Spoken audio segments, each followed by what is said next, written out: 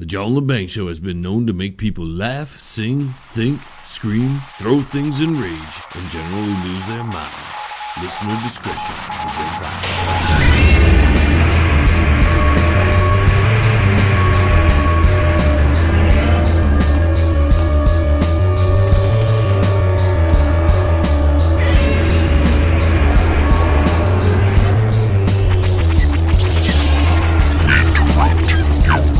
Scheduled programming to bring you a show on the edge. Broadcasting worldwide and out to the greater universe, you're listening to the John Lebang Show.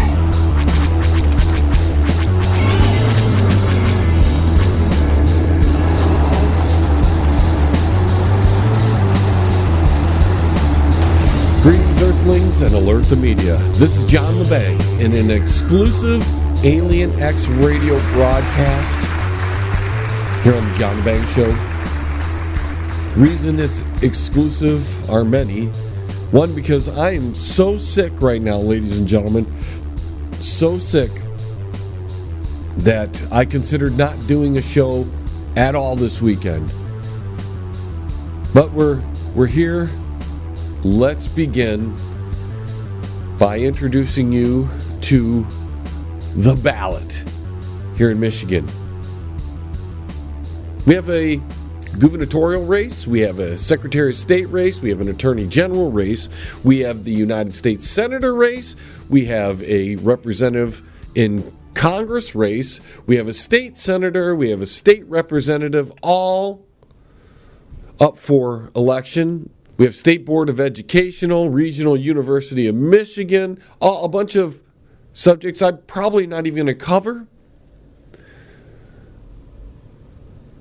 But I felt it was necessary that I get on the air in all my illness, and we're talking, folks, I've been down for almost a week now, and I really didn't think I'd have the energy to muster up for this broadcast. But we're going to do it. Let's begin with the governor and lieutenant governor. We have Bill Schuette running for the Republicans. We have Gretchen Whitmer running for the Democrats. Bill Gelano, I believe that's how you pronounce his name. Sir, please forgive me if I got that wrong. He's running for the Libertarian Party. Tom Schlesinger for the U.S. Taxpayers Party. Jennifer Kirkland for the Green Party, and then Keith Bukovich for the Natural Law Party. Whole bunch of people running for governor. Most of these people don't have a chance. It's really down to Gretchen Whitmer and Bill Schuette. Normally, in this case, I would vote for the U.S. Taxpayers Party, Todd Schlesinger, because I think he's actually the best person qualified to be the governor of the state of Michigan. Problem is, he doesn't have a shot, and now I'm down to, do I vote my conscience, or do we vote one of the two main parties? Unfortunately, I'm going to have to vote for one of the main parties. Problem is, I cannot vote with good conscience for Gretchen Whitmer. Anybody who has spent any time, real time, studying this lady knows she is the worst pick of the entire list of people running for governor. I do not want to support Bill Schuette at all. I think he's a scumbag, but he's also the lesser of two evils, and I made a pledge about a month ago, maybe a little bit more than a month ago, that I was going to do everything I could, because I was actually going to sit out this election, ladies and gentlemen. But I couldn't, because of the stuff that was pulled by the Democrats back in August and September. So with that being said, I support Ted Schlesinger, but I'm going to have to put my vote behind Bill Schuette, the lesser of two evils, for governor of the state of Michigan. Now we move on to the Secretary of State, which we have Mary Lang, Jocelyn Benson, Gregory Stempelfile, Stempfile, something like that. He's the Libertarian Party. Mary's the Republican candidate. Jocelyn is the Democratic candidate. Then we have Robert Gale, U.S. Taxpayers Party. Well, for the Secretary of State, I'm going to vote my conscience, and I'm going to go with Robert Gale, U.S. Taxpayers Party, because they're the party out of all of them that wants to reduce the taxes on the American people. And that's one of my biggest concerns as an American, is that we're being taxed too much for no apparent reason except for politicians getting more money in the coffers to do their little special projects and to give out social programs and all these things that have nothing to do with the U.S. Constitution. Now, up next, we have Attorney General. We have Tom Leonard representing the Republican Party, Dana Nessel representing the Democrat Party, Lisa Giola representing the Libertarian Party, Gerald Van Sickle representing the U.S. Taxpayers Party, and Chris Graveline, who says they have no party affiliation. And as I look at this group, I calculate, well, I can't vote for a Democrat. It is impossible for John Lebang to support any Democrat at this time in history when they are so far gone left, and all they've done for the past 2.5 years is disrupt the country, throw it into chaos. They're going to blame it's on Trump, but it's not on Trump. Trump is not making these people go out and destroy cities. Trump is not out there making people go crazy. These are people on the left, the Democrats in general, and their politicians who have riled up the country, divided the country, and because of that, I can't support any of them.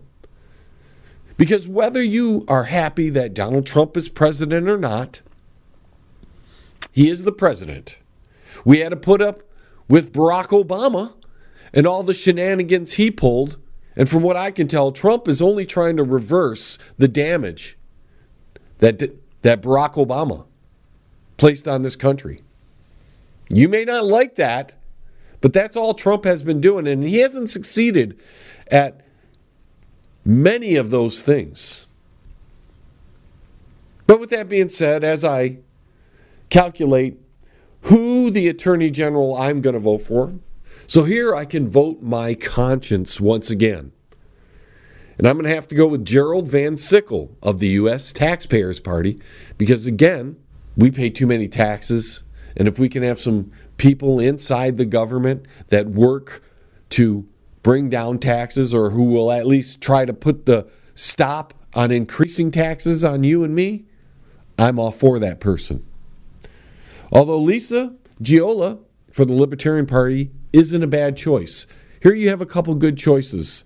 You definitely don't want Dana. Tom Leonard, if you're a Republican, you're going to vote straight ticket. Although this is where I want to try to separate from the major parties, because I believe it is the major parties and all political parties in general, but the major parties, the Democrats and the Republicans, that have caused so much trouble in this country for the past 50 or 60 years, that if we can bring in people from third parties or independents that are not socialists and not communists, then I'm going to put my vote behind them. And I suggest you take a little time to read into these people before you go to the polls, and maybe do something different instead of voting straight ticket Republican, or instead of voting straight ticket Democrat. And look at these third parties, at least for the lesser offices. The more important offices, yeah, we're going to take the lesser of two evils, because we do not want Democrats running the country anymore. In fact, my wish is that we vote so many Democrats out of office that they become obscure and irrelevant for the next 25 years. And maybe they'll get their act together and they'll become more of an American-based political party instead of this globalist-based political party who cares more about people coming up from a caravan than people who need stuff right here in the United States. They'll take your money. The Democrats will raise your taxes, take your money, and then shift that money to their special pet projects, which a lot of time include giving illegal aliens some social programs. So I'm going to go with Gerald Van Sickle for the U.S. Taxpayers Party. Now we move to the state congressional races. For United States Senator, we have Republican John James, incumbent Democrat Debbie Stabenow, U.S. taxpayer George Hoffman III, the Green Party Marcy Squire, and the Natural Law Party John Howard Wilhelm. Well, this is an important race. And normally I would go with George Hoffman here, and I think he is the best candidate. But we need to get rid of Debbie Stabenow, and George will not get the amount of votes needed to do that. So we're going to go with the Republican pick, and that is John James. We got to take our first time out, ladies and gentlemen, as we're up against the break. When we get back, we'll get into more of these races, so please stay tuned. Don't go anywhere now. John will be right back right after this. Yes, he will. Check out the new book from Derek Shelmerdine, Rock and Roll Unraveled. It tells the story of rock and roll from its roots right up until the mid-70s punk. Rock and Roll Unraveled. Not just the music, but also the events that shaped the music. Rock and Roll Unraveled. It includes the backgrounds to recording sessions, singles, album releases, births and deaths, epic concerts, and festivals. Rock and Roll Unraveled. Shelmerdine has made a painstaking effort to document pretty much every event that would prove significant in shaping popular music. Rock and Roll Unraveled. Purchase the book at www.rockandrollunraveled.com. Follow him at Twitter at R&R Unraveled, and look him up on Facebook at Rock and Roll Unraveled. Rock and Roll Unraveled. By author Derek Shelmerdine. Available now. You're listening to the John Lebang Show. Join the radio revolution right here. It's better than some good Thai stick, man. Yes, I would like some too.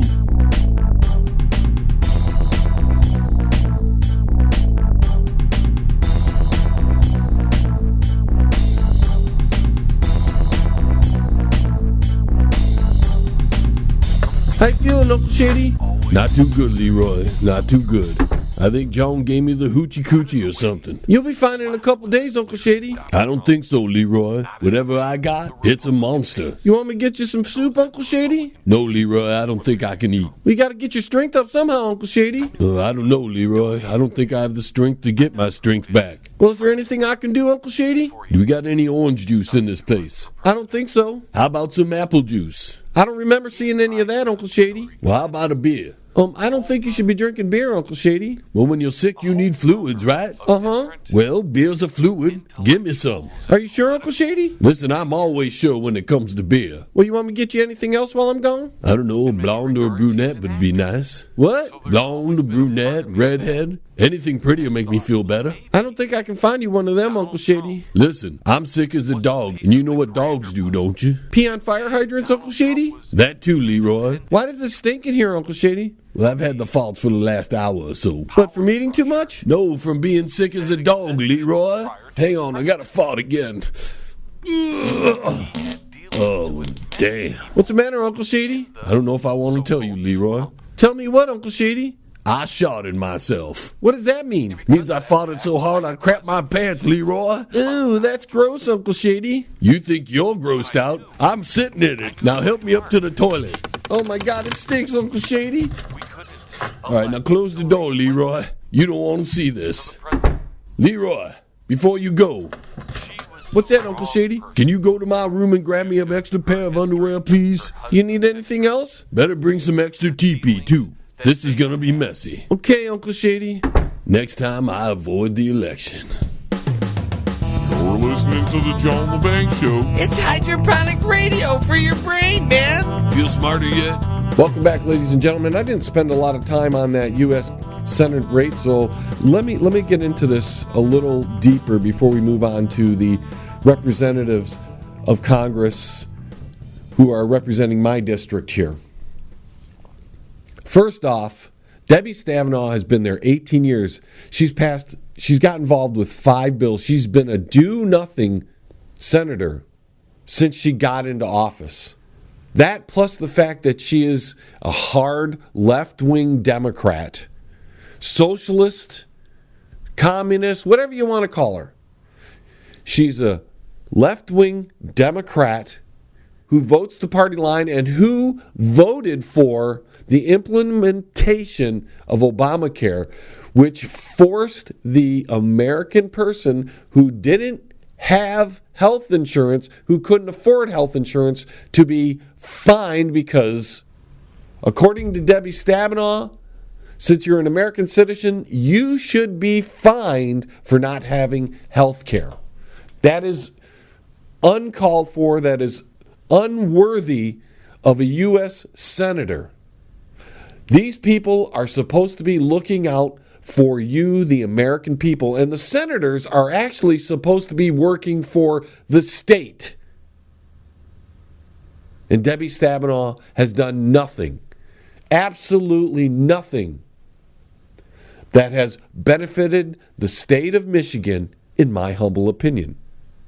So I'm going to go, as I said before, with the new guy, John James, who's a military veteran who looks to be primed to take this seat and do something with it that hasn't been done in the 18 years Debbie Stabenow has been there. That being said, now we're moving on to state representative for Congress. Here in the 12th District, we have Jeff Jones, the Republican, Debbie Dingell, the Democrat, with the name, the incumbent with the name, Greg Walkowicz of the Working Class Party, and Niles Newmuth, who says he has no party affiliation, yet when you go to his website, he is a full-blown socialist. And as you know here, ladies and gentlemen, we cannot endorse socialism on the John Lebang Show. So this is a very interesting lineup. Working Class Party is a left-wing party. The Democrat Party is a left-wing party. Niles is a no party affiliation socialist, probably because he's so far socialist that not even the Democrat Party or the Green Party wanted anything to do with this guy. Then we have Jeff Jones. And a lot of people would be saying, well, looks like you're going to go Jeff Jones. Well, if Jeff Jones would have accepted the invitation to come on my show and talk about his campaign, I might be able to endorse the fellow. But he completely ignored me, as did 3 other politicians, mind you, none of which are going to get my vote. None of which.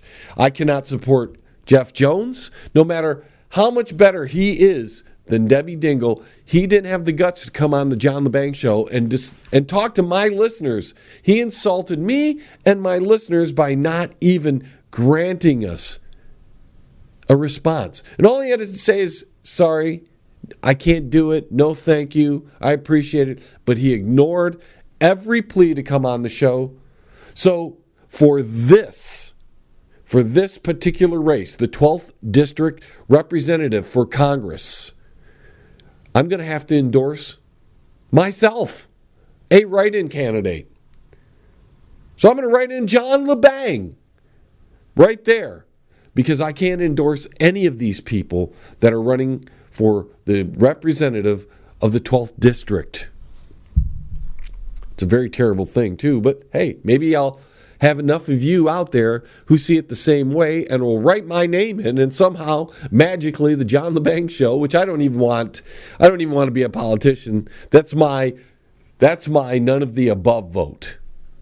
Which, if you've followed the John Lebang Show throughout the years, you'll know that I've pushed none of the above many times. Because even on this ballot, ladies and gentlemen, most of these people on this ballot aren't worthy of becoming a state politician, aren't worthy of becoming the governor or the secretary of state or the attorney general.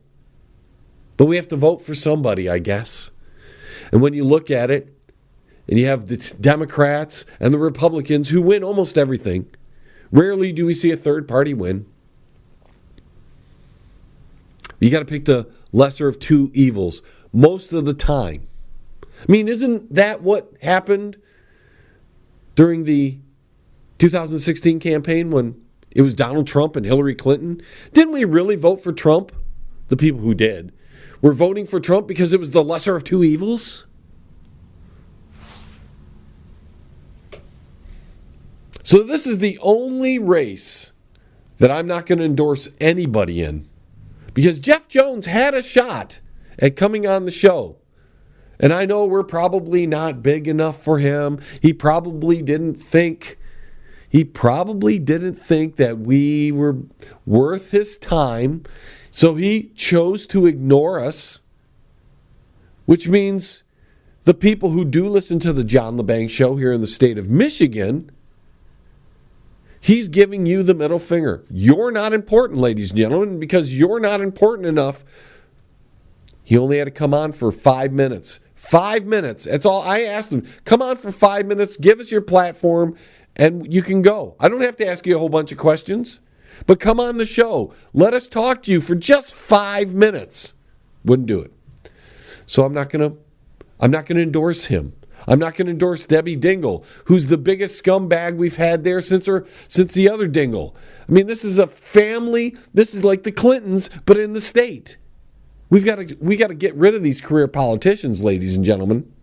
And when Jeff Jones loses by a small number of votes, he's going to wish he came on this show because he's going to lose to Dingell. He is going to lose to Debbie Dingell. Why? Because the Dingell name is a big name here in Michigan. And Jeff Jones thought it in his best interest to ignore some potential voters to sway some people. So whoever you vote for, feel free to do it. But I'm not endorsing anybody for this seat. Now we move to the state legislation. We have state senator for the 6th district. That's my district. We have Brenda Jones and Erica Geis. Well, I can tell you, Erica Geis is horrible. And because she's so horrible, we're left with a vote between the evil or the lesser than evil. So neither choice is great here. But I'm going to have to put my support behind Brenda Jones. Notice there are no third parties running for this office. Why is that? Why do these parties have so many people running for offices that'll take you to Washington? Now we have a representative in the state legislature in the 12th district. We have Alex Garza. Awful. Just terrible. Need to get rid of him. And we have Michelle Bailey. Can't say much better about her. Can't have Democrats. Must vote against Democrats at this point to make them irrelevant. We're going to endorse Michelle Bailey at this point, but grudgingly. Now that covers all the major elections, all the major races here in the state of Michigan. We have members of the State Board of Education. There are Republicans, Democrats, Libertarians, U.S. Taxpayer, Green Party, Working Class. Here's where it becomes pretty simple to me, ladies and gentlemen. These have less control over the broader picture. So here, because we're not worried about lesser of two evils now I'm voting my conscience. And because of that fact, I'm going to put my votes behind one of the Libertarians and one of the U.S. Taxpayers. Now, there are two of each. And the reason I'm going to split my vote there and not put behind one political party is because I don't support any political parties, and I'd rather have some kind of balance there in view, because I think it's important that we have balance across the board when it comes to political office, and especially the school board, which is so far left all the time that we need to have some more right-sided thinking people involved in education, because education has been so destroyed throughout the years by the left. Again, it's the left-wing party that has had their fingers on the education system for many, many years. And look what we end up with. We end up with, in this country anyways,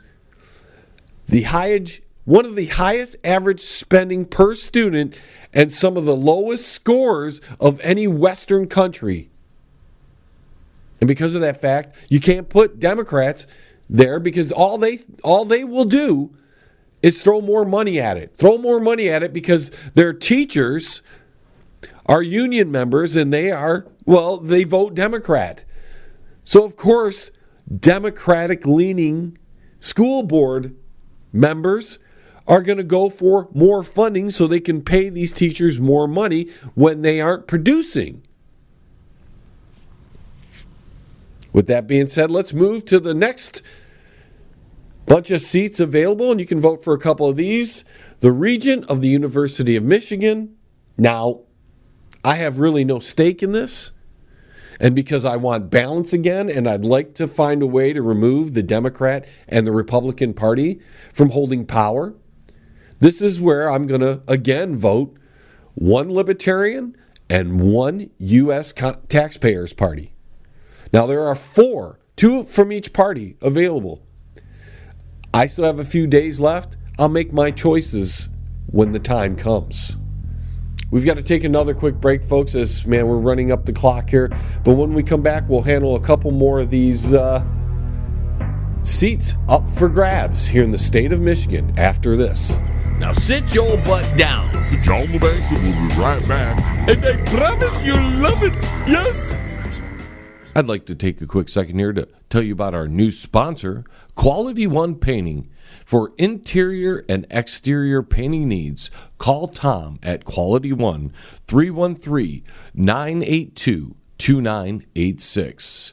Tom will give you free estimates, senior discounts, and I can tell you from meeting the gentleman, he's one of the nicest guys on the face of the planet. So for a quality paint job with a professional attitude, call Tom at Quality One Painting. That's 313-982-2986. 313-982-2986. Quality One Painting. Hey, man, it's at the bottom of the hour, man. Do you know where your kids are, man? If you want to contact the John Lebang Show, feel free to send an email to jlebang@live.com. And if you're on Twitter, look him up at John Lebang.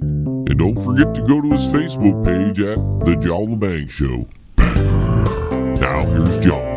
All right, welcome back, ladies and gentlemen. Thank you for bearing with me, as I know my voice isn't up to par tonight, and I'm doing my very best, and I'm kind of stumbling here and there over words because I'm pretty sick, folks, and I know I've said that, so please just bear with me.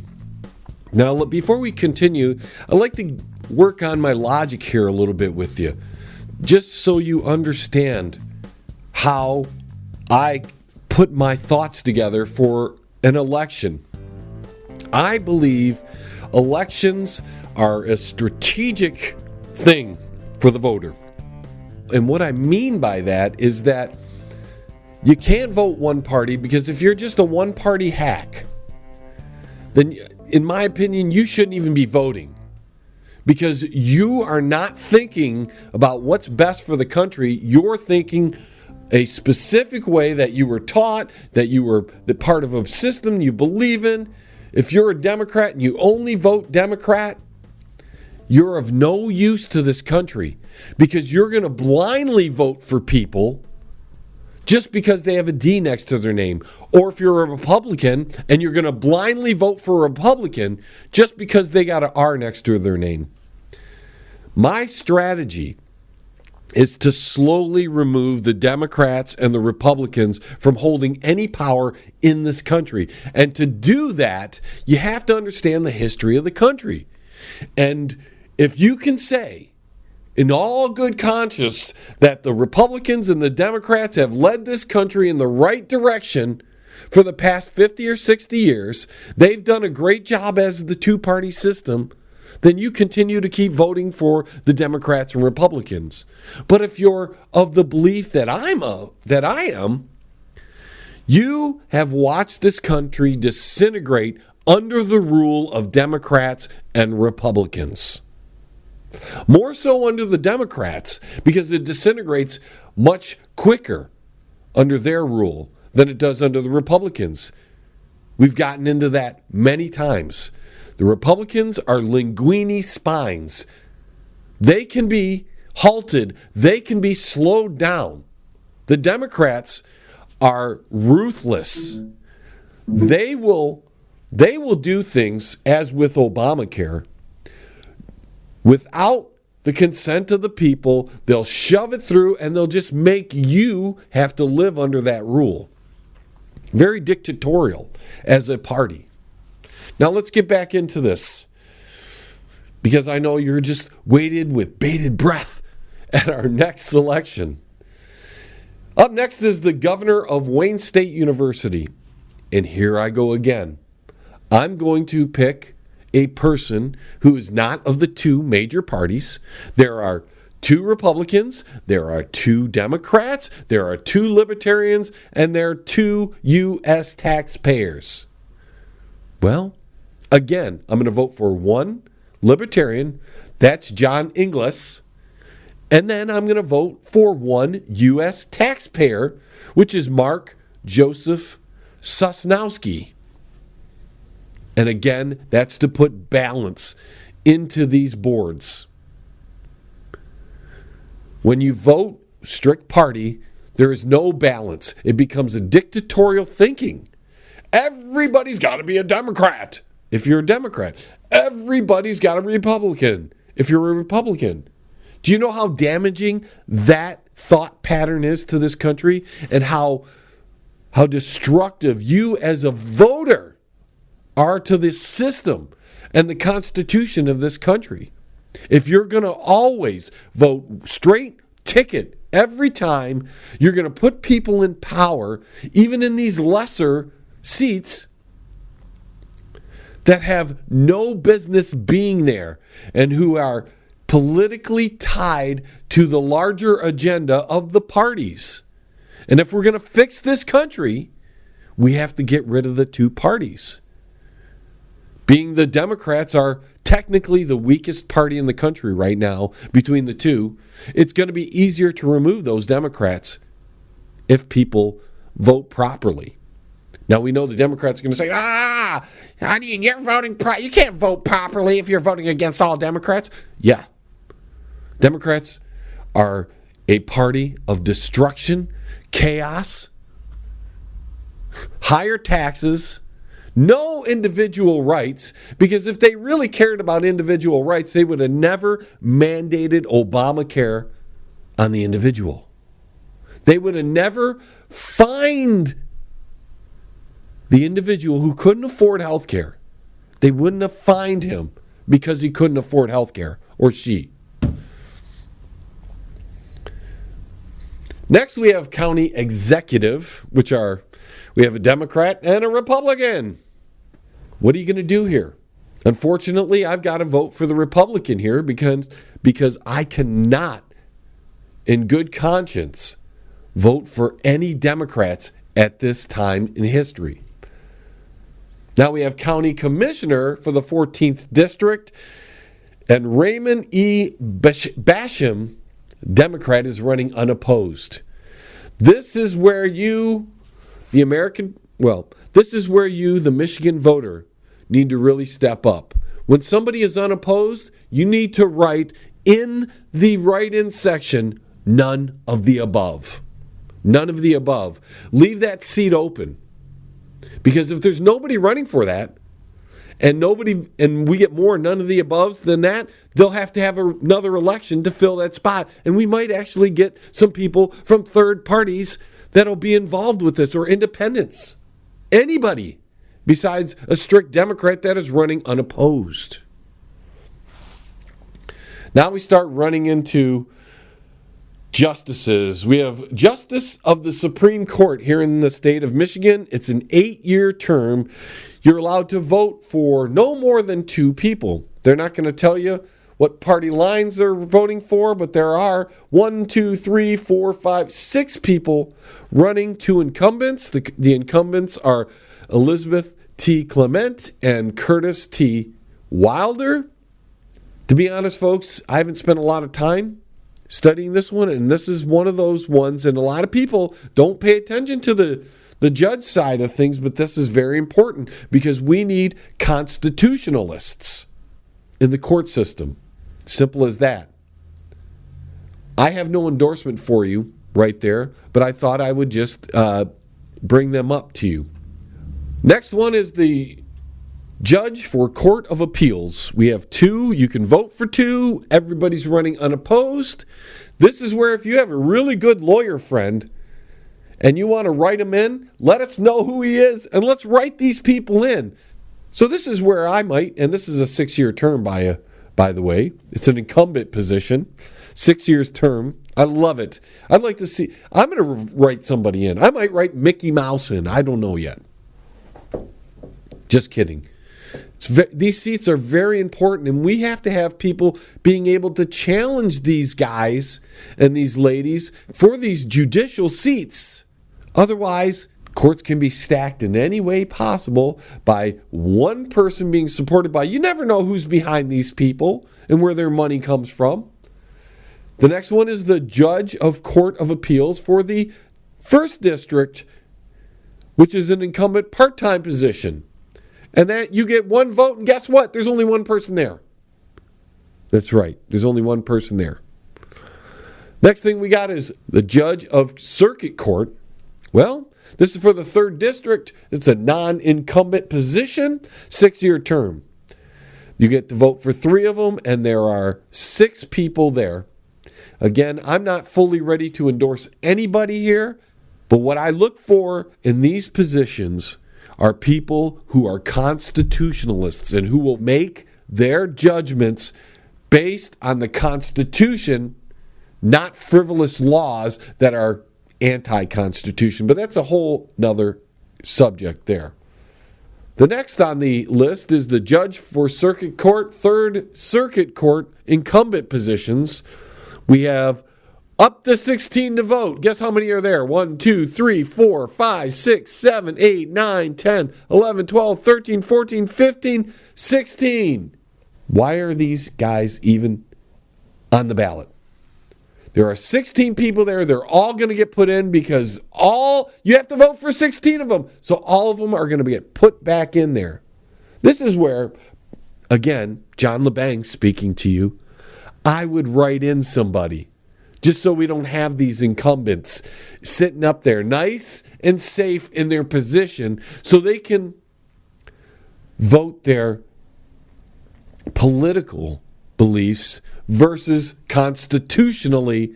But if there's no one opposing these people, they are not worried about doing what's constitutionally correct. They're doing whatever the people who put the money behind them want, and to rule that way. And when they're running unopposed, and that's what's happening here in these judges in the circuit court here, they're running unopposed. They shouldn't even be on the ballot. Why are you wasting our times having to write in there? So I suggest you just write in somebody down there. None of the above. Just for the heck of it. The next one, Judge for Circuit Court, 3rd Circuit Court, another incumbent position. There's 2 people there and you get to vote for 2. I'm going to write none of the above. We get enough of that. We might change this situation. We've got another one after that. Wayne County Probate Court. You get to vote for 2 for the 6-year term. Guess how many people are there? 2.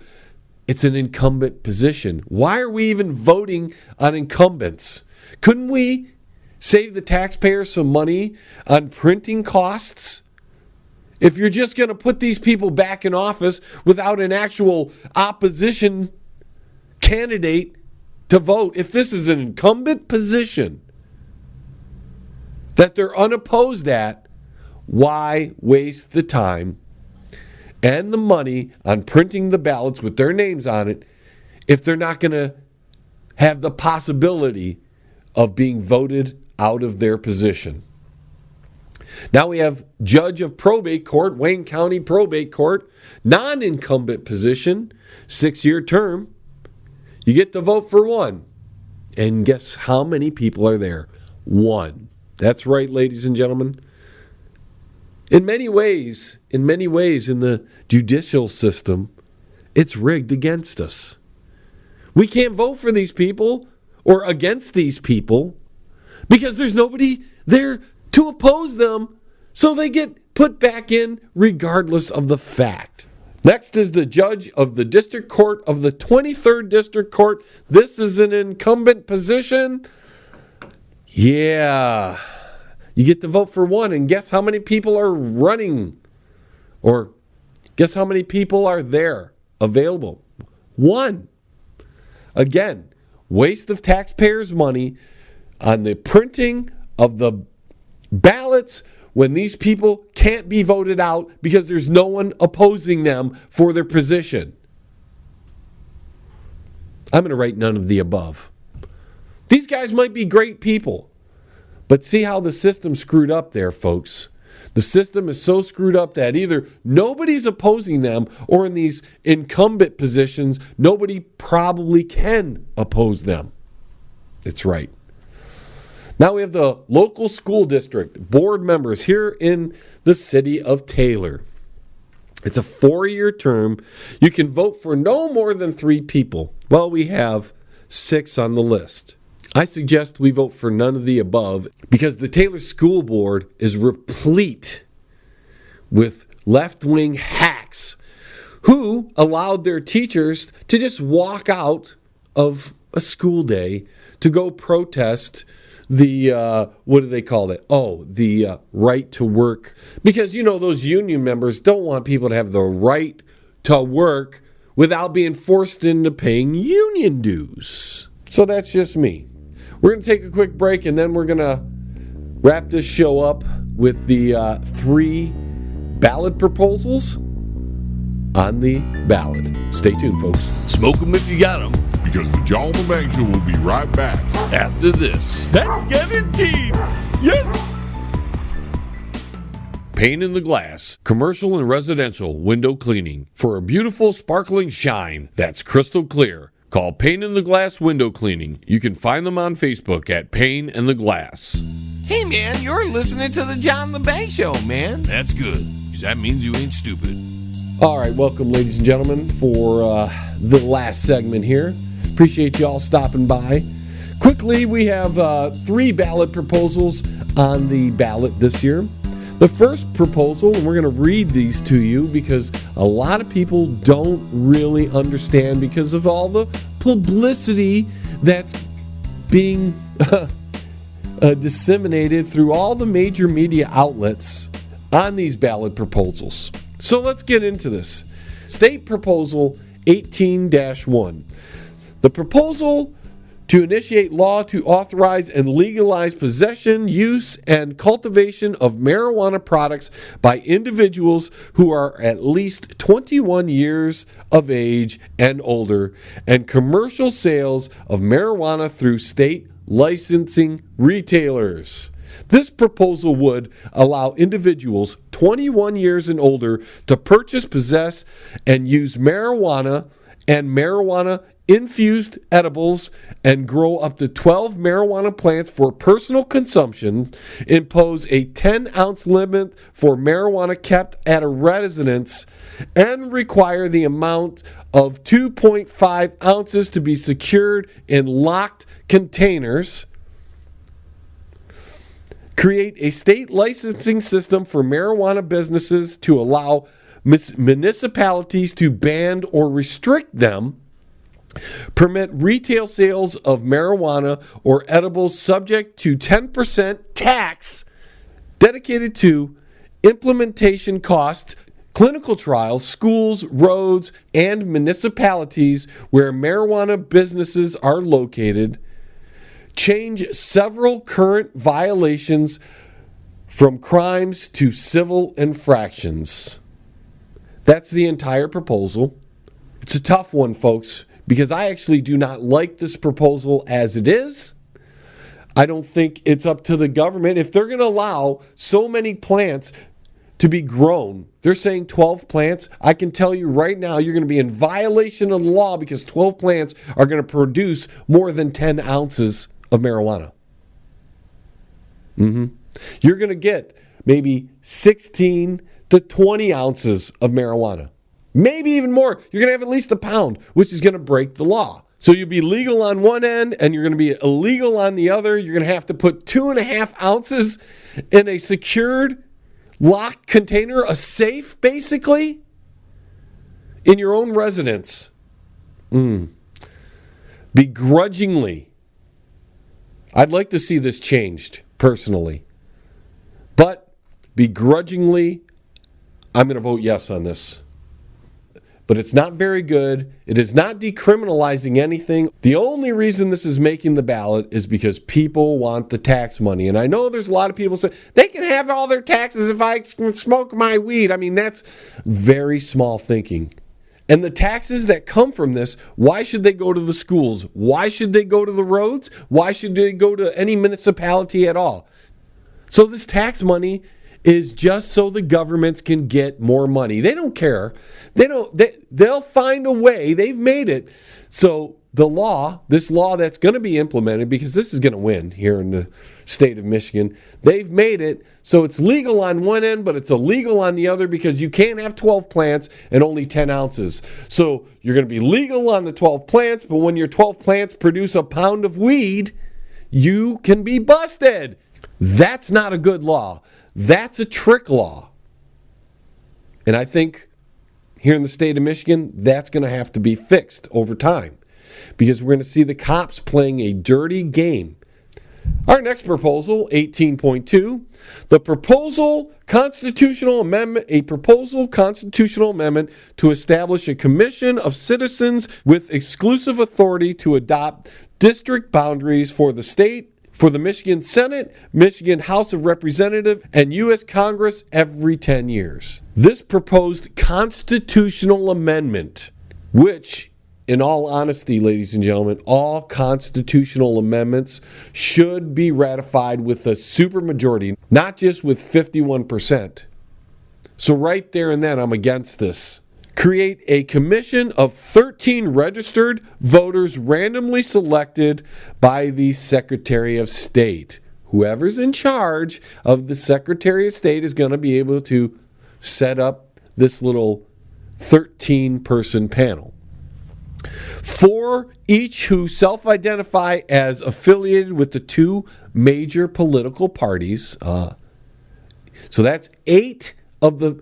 That is 8 that is going to be dedicated to the major parties. 5 who self-identify as unaffiliated with major political parties. So they could be stacked with Green Party members. They could be stacked with U.S. Constitution or U.S. taxpayer, libertarians. It doesn't specify. So you see, you can sway depending on who's the Secretary of State, you could backload one way or the other by just saying, well, they're not affiliated with the Democrats or the Republicans. Sure, they're libertarians, or sure, they're Green Party members, and you can just load it that way. And it doesn't say those 5 have to come from 5 separate viewpoints. No, they could be all based. You can have all 5 from the Green Party, and all of a sudden you have 9 left-wing votes, just like that. On the flip side, they could be stacked with 5 libertarians. Next thing you know, you have a majority of right-wing votes. And all that can be dictated by whoever is the Secretary of State. Prohibit partisan office holders and candidates, their employees, certain relatives, and lobbyists from serving as commissioners, population, and committees of interest. Districts shall not provide disproportionate advantage to political parties or candidates, except, as I just pointed out to you, they can do it through the third parties by just putting a bunch of left-wingers on there if it's a left-wing Secretary of State.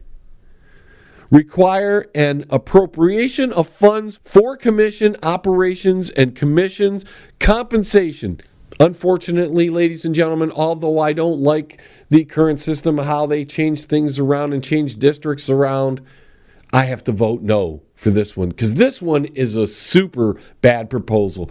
And the topper on all this is what has gone on, how much I have seen on political ads for this little proposal that's going to be a constitutional amendment.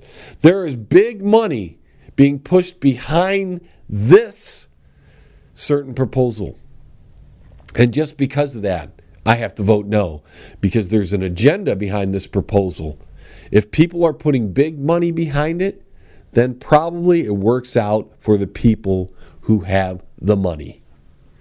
Finally, our last proposal, which is 18-3, a proposal to authorize automatic and election day voter registration, no reason absentee voting, and straight ticket voting, and add current legal requirements for military and overseas voting and post-election audits to the Michigan Constitution. Another constitutional amendment.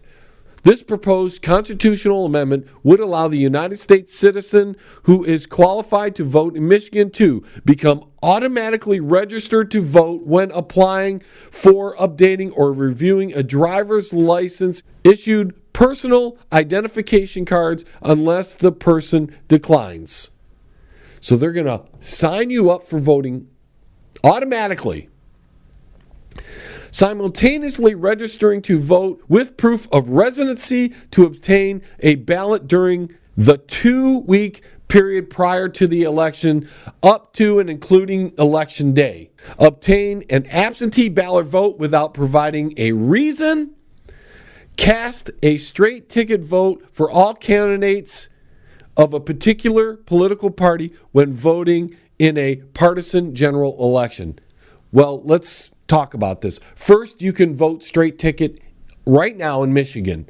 If you want to vote straight Republican or straight Democrat, you can do that. There's a little thing right at the top. Boom, boom, you're done. You're in and out voting. So that doesn't even matter here. But being able to sign up for an election the day of the election is a bunch of hogwash. You knew it was coming. If you didn't know, you're too stupid to vote. That's plain and simple, ladies and gentlemen. If you don't know that you have to vote on a specific day, way in advance, and you don't get yourself registered to vote, then that's your bad. Tough doo-doos, you're not allowed to vote. Third, and what I think is the biggest one, on top of that, this absentee voting thing has got to stop. We have an election day for a reason, ladies and gentlemen. And if you can't bide your time and you can't schedule yourself open time during the day of election, which we don't find out last minute, we find out months and months and months and months in advance when election day is. If you can't be signed up, ready to go, and schedule yourself to get down to the polling the day of, unless you're too sick to go, and I understand there are people who can't go, but that's a small amount. And if you can't make plans to make it to the polling place on election day and you're not handicapped by any means, you're just too lazy to go, and you want to vote in advance, that's garbage. Voting in advance also takes away the possibility of you changing your thoughts on your vote if you find out that the politician you were supporting turns out to be a scumbag publicly. We know they're all scumbags. But there's a reason why they pick a day for an election, and if you can't make it and you can't schedule that time, then you shouldn't get to vote. That's my opinion, though. I am voting no on Proposal 3, and I suggest all of my listeners do the same thing. Before we go, we've got one last thing, and that is the community college proposal. It's an operating millage proposal. Wayne County Community College District Replacement Operation Millage Proposal. This proposal would allow Wayne County Community College District to levy 2.25 mills for operating purposes, permanently replacing and combining two separate existing authorizations which would otherwise expire in 2020 and 2022. Shall the limitation on the amount of taxes which may be imposed on taxable property in the Wayne County Community College District be permanently increased by 2.25 mills. That's $2.25 per thousand of taxable value beginning in 2019. It is estimated that the 2.25 mills would raise approximately $46,533,830 when first levied in 2019. Well, folks, I am voting completely against this. Two primary reasons. One, this is permanent, which means it'll never go away. This is the minimum we'll pay, 2.25 forever, for a community college that cannot sustain itself through the purposes of tuition. And then on top of that, I've been to Wayne County Community College. It's a completely worthless community college. The instructors there are awful. And they don't deserve any money at all. So if they can't raise the funds through tuition, the hell with it. Get rid of the whole college system. I don't care. But that's just me. If the community college is unable to maintain its doors being open through the tuition fees, then maybe it shouldn't exist at all. I was a student there and decided it was completely worthless. When you have an English teacher that doesn't teach you any English at all, and he sits at his desk the entire semester, and all you have to do is write sentences in a book, and his way of grading was to count the pages that you wrote. Didn't matter if your punctuation was correct. Didn't matter if you were using run-on sentences. Didn't matter if your paragraphs were awful. Didn't matter if you misspelled words. Didn't matter. And if that is what the community college considers a worthwhile education, they don't deserve any funding. And if they can't maintain their doors being open via their own tuition fees, then it's just too darn bad. I'm saying no on this one, but that's pretty normal for me. I usually vote against most of these proposals because most of the time they do not benefit me in any way. Now, I could go down to Wayne County Community College and go take some classes again, and I have a tuition fee to pay. Now, why should I have to pay tuition if they're taking taxes out of my property? I should get at least one free class a year, but I don't receive one free class a year for the money I put in to the system already through the two prior millages that are just about to run out.